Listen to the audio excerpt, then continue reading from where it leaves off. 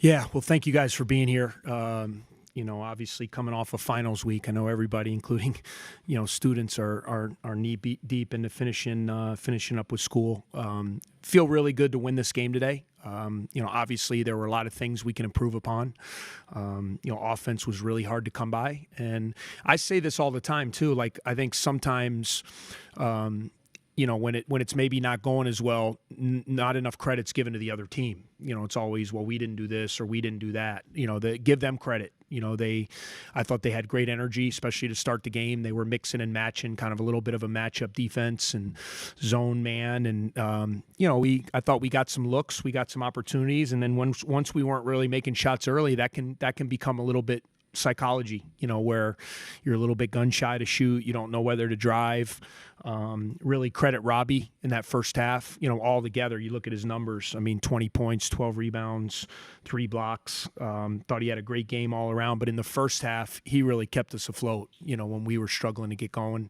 And then our defense, again, saved the day for us. To hold that team to 20. I want to say they were averaging close to 80 a game. And they're a scoring team. They got a lot of guys. They put a lot of pressure on you. They spread the floor. They drive. They have guys who can shoot the ball. And to hold them, to 29% shooting for the game, was a real feather in the cap to the defense. And, Boo Booey, 3 huge charges in the second half. I thought his defense, when those two guys, him and Chase both, they found other ways, one got 5 rebounds, one got 6, they had 10 assists combined. So, the shots weren't falling, but the guards stepped up. And when we needed to make some shots, we did. Chase had a couple big drives to the basket. Ty hit a huge layup in transition and then a 3 in the corner. And just thought we had good poise. We didn't get rattled. We knew it was going to be a tough game. We respected this team. They had beaten Washington State. Teams in their league have gone out. I believe they had a challenge, with the Pac-12 and won 4 games in the challenge. So we know teams in that league are good teams, and it would not surprise me to see this team, being called on Selection Sunday. I think they have a great chance to win their league. So very, very happy to win and excited to move forward.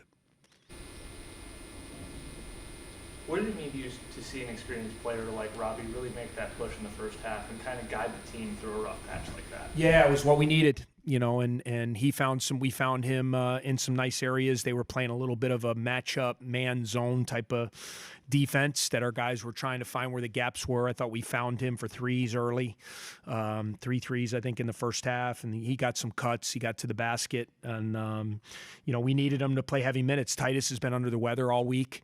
We didn't know how much he was going to be able to play, so getting 12 minutes out of him, it took a big guy kind of down, so we had to play Robbie some. They were playing small. He had to play some at center during this game, so his minutes were, almost 38 minutes, which is more than I'd like for him to be out there, but it's what was needed, and that's what seniors do. I think our 3 seniors showed great leadership. Today, those are games when they were younger. We've lost a few of those games. It's not going well. You're not winning. You can short circuit. You can panic and you can disintegrate as a team. And we didn't. We just kept saying, stay together, stay the course, keep getting stops. We're gonna find a way to get enough offense. And was really proud of those guys, specifically Robbie, to lead the way. Talking a little bit more about Robbie, I saw pregame that he had a wrap on his shoulder and some tape on his hand. Could you speak a little bit to what his health situation is like? Or is that Yeah, all things he can play with, but definitely this time of year, this is our 8th game, 9th game, whatever, I guess 9th game now. We've had travel, we've played, a lot of physical tough games where he's playing. So he's got a little bit of a shoulder deal. He's got a little bit of a hand issue, but nothing that's going to keep him out. We just got to continue to get him healthy. I really like the fact that we have the rest of this week. We don't play till next Saturday, so it gives him and some of the other guys. We've had a few guys a little bit on, nothing crazy they could play, but time of year where you're under the weather a little bit and nicks and bumps and bruises, and we had final exams. So there was a lot on these guys this week. It's good to be able to get through this game and now take this upcoming week to kind of continue to get ourselves hopefully a little bit healthier as we get into next weekend. What would you say got the offense going in the second half? Is it as simple as just shots starting to fall, or was there something from a game plan or strategic perspective that was changed? Yeah, I think, we found a few things, offensively that were kind of working. against them in the second half. We kind of found some openings. We got mad, I think, two dunks there in a row. Found a little action that was working for us. We were moving the ball. And I just think, quite frankly, when you throw yourself into competition and competing and you forget about your shot, you end up making them when you're a good player. I've always said that when you're not shooting well, forget about not shooting well. Like Boo took 3 charges in the second half. Chase playing defense, Ty getting in there, rebounding, playing defense. Like throw yourself into other aspects of the game, and then the ball's going to find you, and you're going to just end up, making the shots. So, I thought obviously Ty was struggling early. He got a big layup and a huge 3 in the corner late. Chase, came to life a little bit there in the second half. He got some good drives to the basket. Boo hit a couple big ones for us there. So, overall, it's a work in progress. We're still, we know defense is our identity, the dirty work, the hustle stuff, and we're still continuing to work on that end of the floor on offense to be better, because we know as we continue to play and play into our league, we're going to have to be better on that end of the floor. Defense and Chase, I believe by the stats he had 4 blocks and 2 steals. He already has a reputation, rightfully so, as an elite defender, but it seems like he's taken it to even another level this season. Tell me a little bit about his development and what it means to you to see him, like I said, go from elite to hitting even another level. Yeah, I mean, he's in my opinion, he's one of the better defenders in our conference. I've said that last year. I believe that to be true. He takes on that mentality of being a lockdown guy. He's got great anticipation in passing lanes. He creates a lot of stuff for us by getting in lanes and getting steals. He had 4 blocks tonight. And I just think more than anything, he's not pressing as much. He's just playing. I think when he came from William and Mary, and he's such a competitive guy, he wanted to prove that he could play at this level, which he can. He's a very good player. But I think as a young player, he had instances where he was forcing the issue at times, with his shot selection, with this thing. Now he's just making plays, which I love.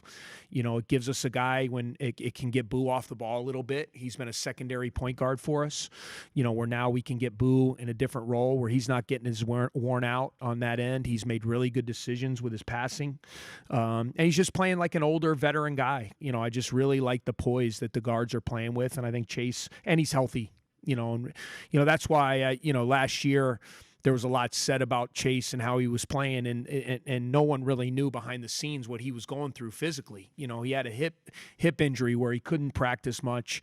He was probably playing at 70% at best. And it's a hard game to play, man, in the Big Ten if you don't have your legs underneath you, especially on the offensive end. And, for him to play through that last year and battle for his teammates, I'll always have the utmost respect for him for doing that and have his back. And now that he's healthy, it's really good to see him playing at a high level.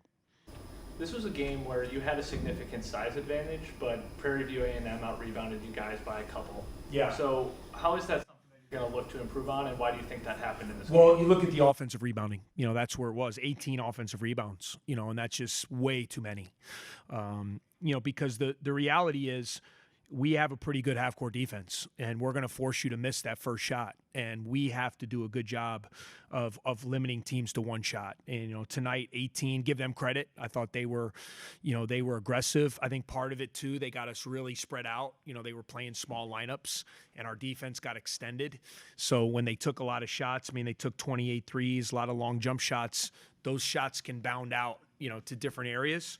And, overall, we've been a pretty good rebounding team this year. We have. Today wasn't the case, and specifically on the offensive glass for them, and that's something we're going to have to shore up as we head into our next game.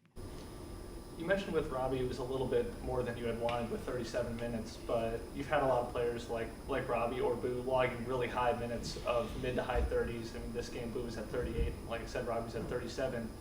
How are you preparing for that, and how are they preparing for that, knowing that outside of media timeouts and time off the floor, they're not really going to have time off the floor? Yeah, I think you just kind of condition yourself. The one thing is players don't want to come out.